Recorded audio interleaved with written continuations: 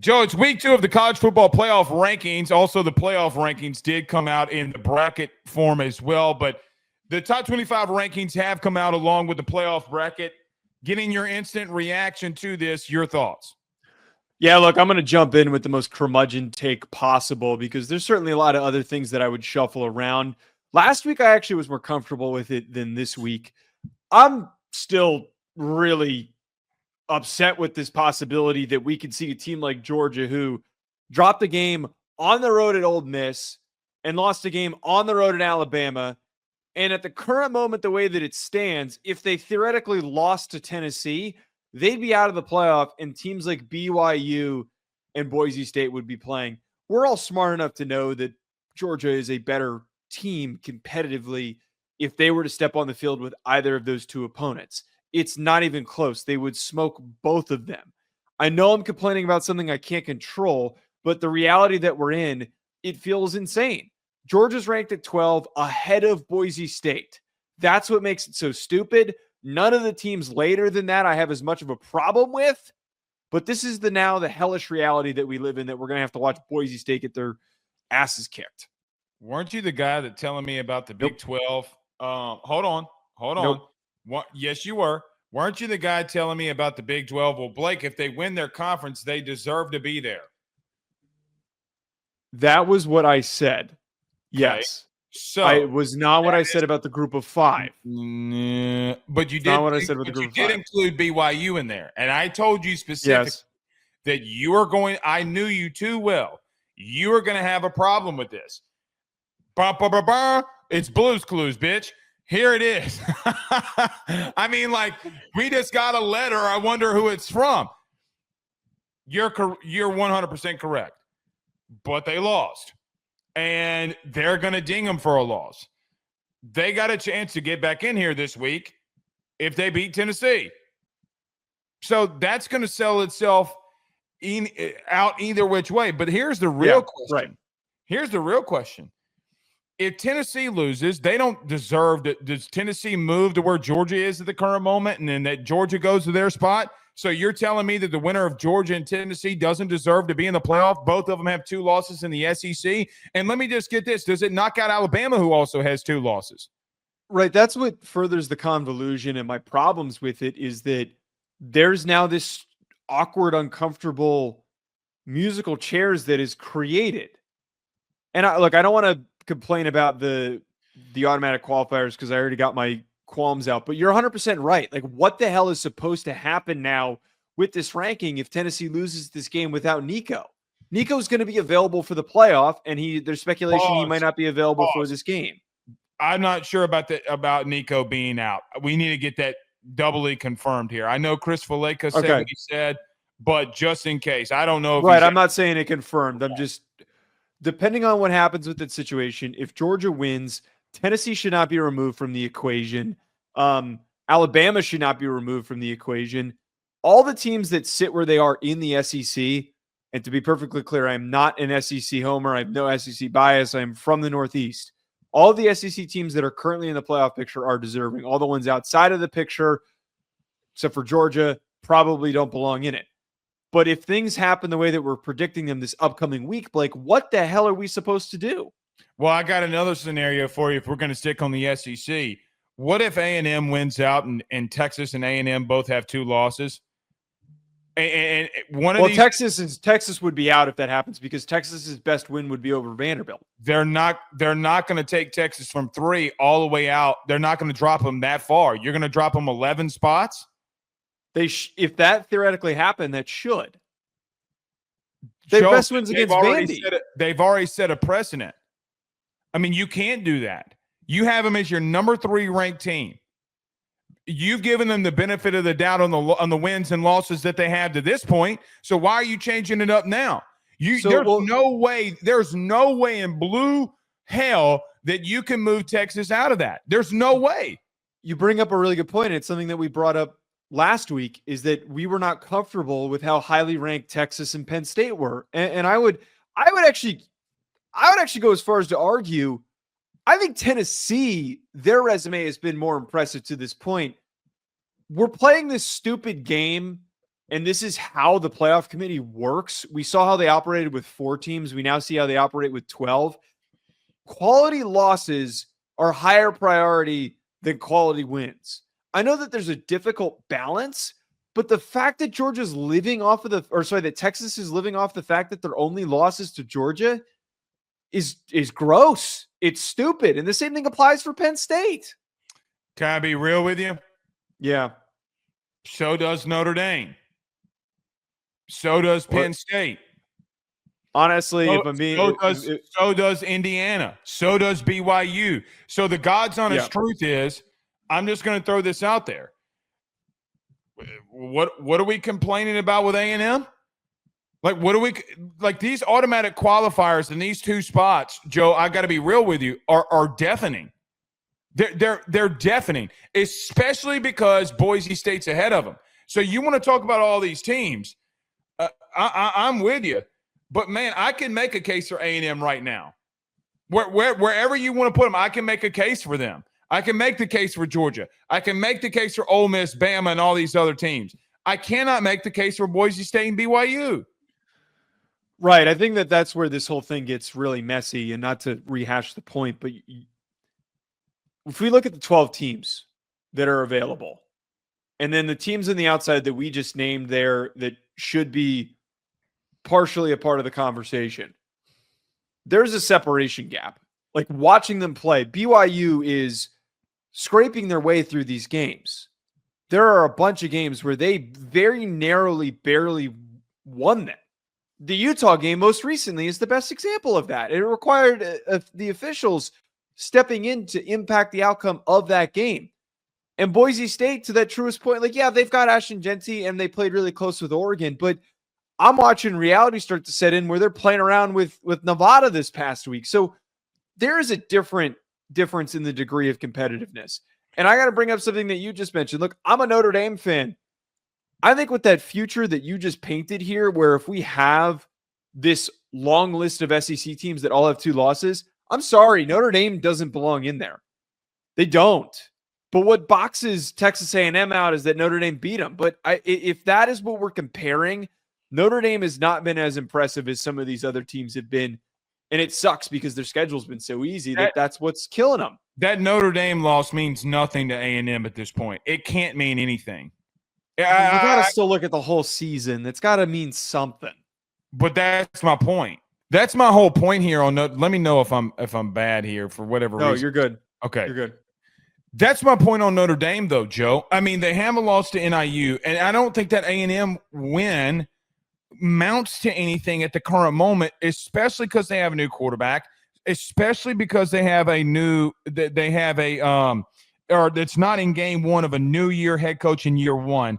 Like, you can 1,000% take A&M over Notre Dame at the current moment. That loss is just as equally as bad. It's equal. And be honest with you, Notre Dame has no business being above Georgia right now.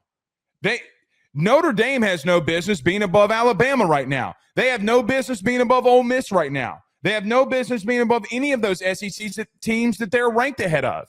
So I hate to agree with you. You're right. Well, I came out here. Well, hold on. I came out here last week. Remember, we were doing our power rankings, and you were mad at me about the whole Notre Dame bit. But now the reality is sunk in. How in the world are you going to tell me that Ole Miss is on the fringe of not making a playoff above Notre Dame?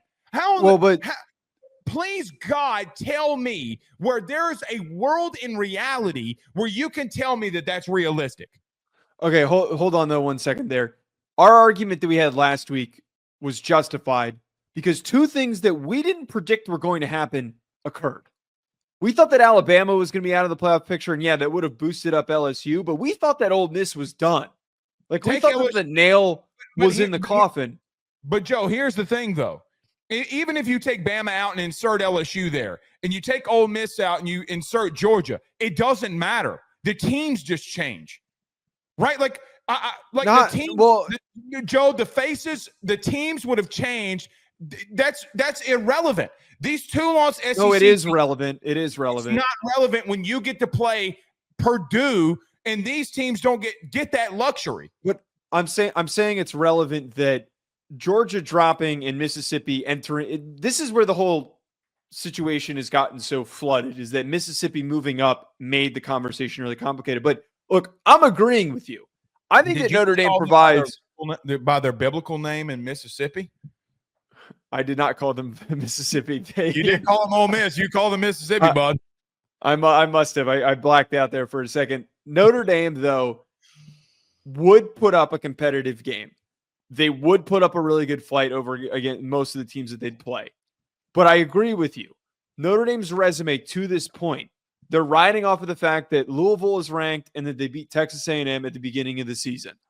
The USC victory at the end of the year is not going to do anything for them, and smoking Florida State should not be a bolstering piece to their resume.